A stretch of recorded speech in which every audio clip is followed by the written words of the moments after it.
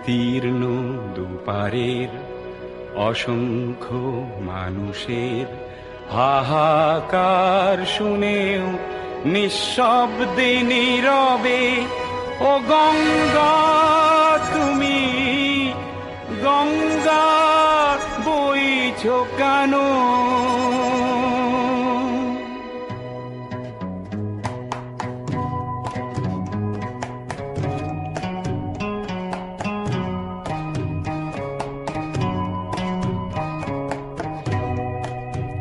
বিস্তীর্ণ দুপারের অসংখ্য মানুষের হাহাকার শুনেও নিঃশব্দে নীরবে ও গঙ্গা তুমি গঙ্গা বইছো কেন?